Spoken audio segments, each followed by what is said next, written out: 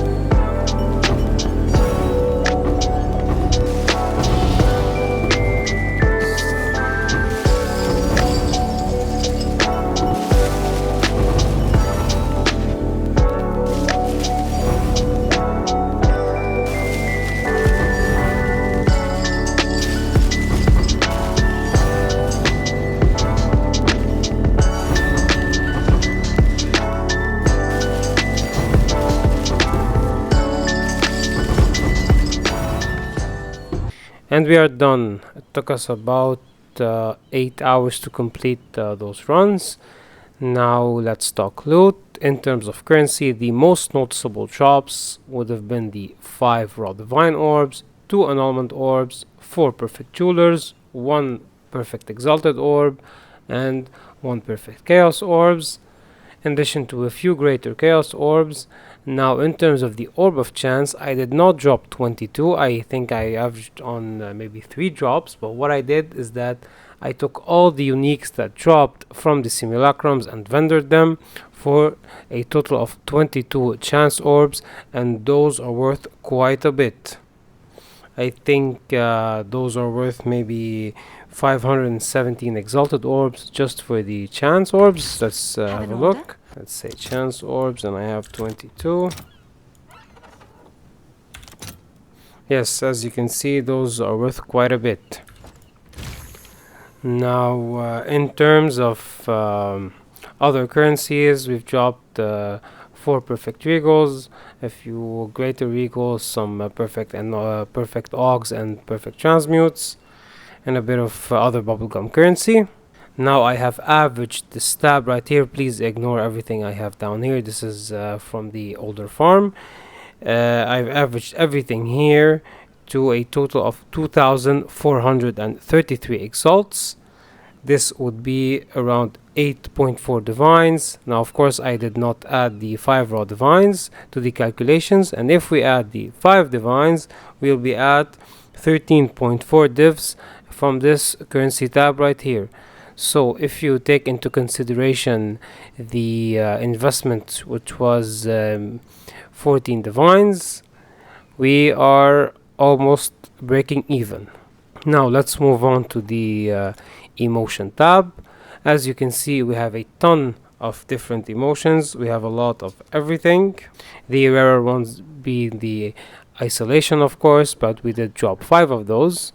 Now let's break down the profit for each of the instilled emotions.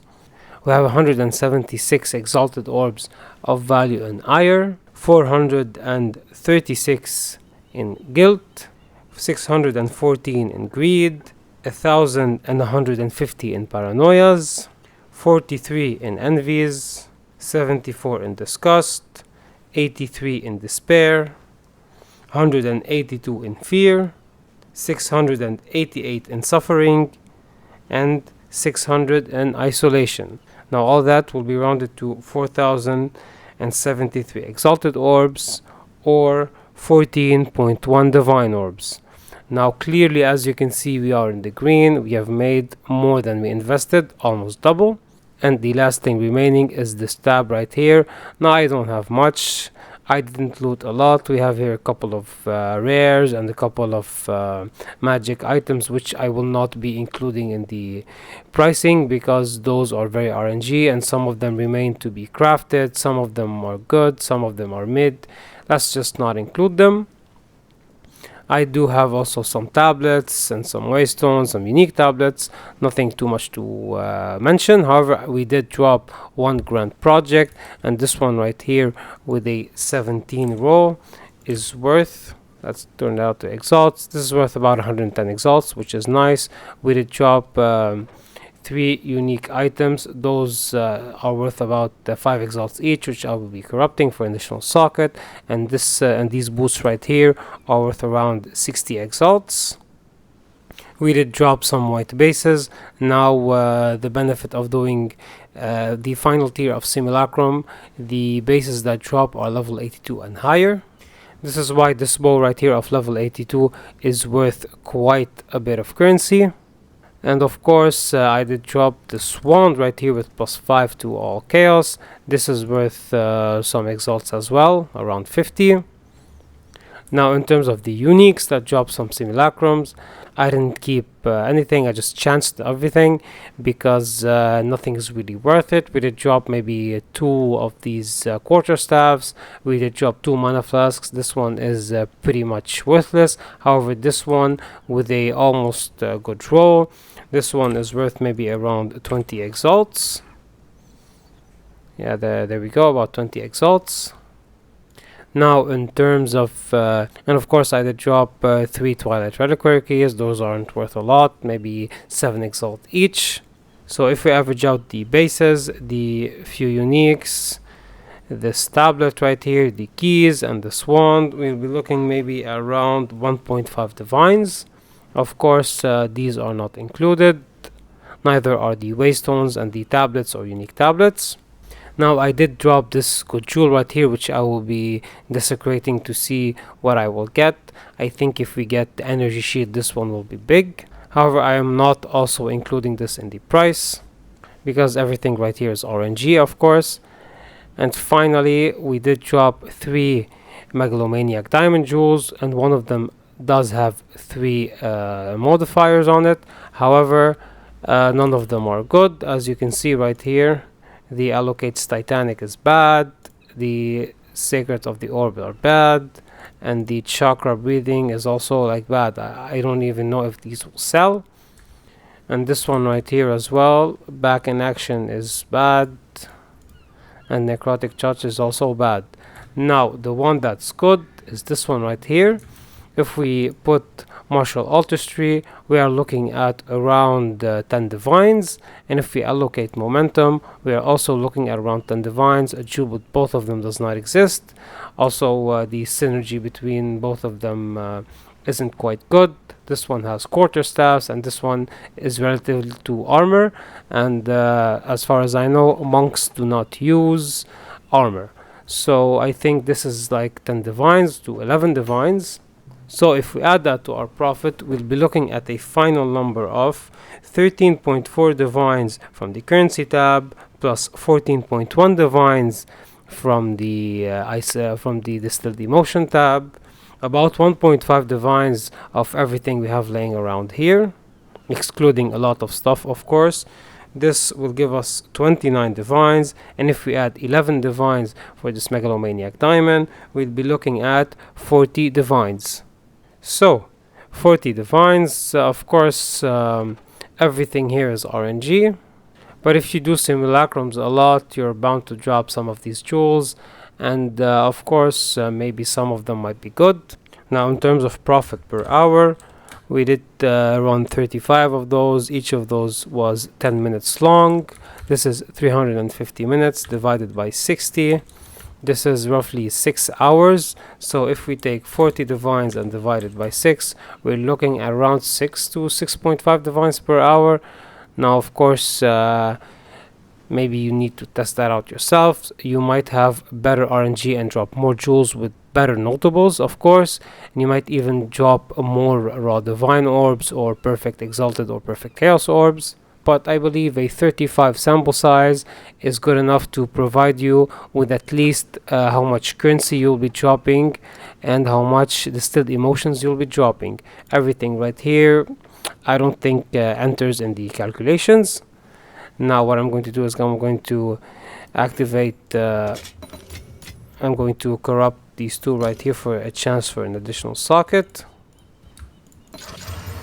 And there we go. This one has accuracy, this one's a brick, and this one has 2 sockets with a perfect maximum life rolled. We're looking at an additional maybe 15 exalts, nothing much, because this does have a minimum item rarity roll. If this had a pretty medium one, we would be looking at about a divine. Now finally I will be desecrating this jewel right here to see if we have a chance to get something good. Let's go ahead and put it in. We are looking for maximum energy shield and we did not get it.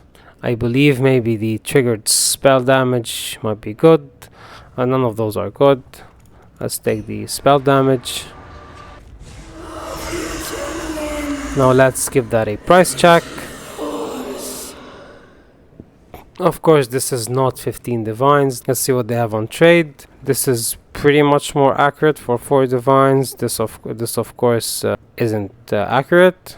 As you can see, this has been listed for 4 days and 5 days. Those are pretty much very much overpriced. So maybe we add 3 divines on our profit. And that was it for Simulacrum. So the TLDR of this is Simulacrum worth running. I would say pretty much, yeah, if you run a lot of it. You might make some giga rewards because these jewels right here have a large rolling value. So if you hit good notables, you can make easily more than 100 divines on 1 jewel. However, these are rare to drop. Do not forget we did drop 3 in 35 runs. So I would say this is on average 1 per 10 runs. Those seem pretty consistent, and those as well.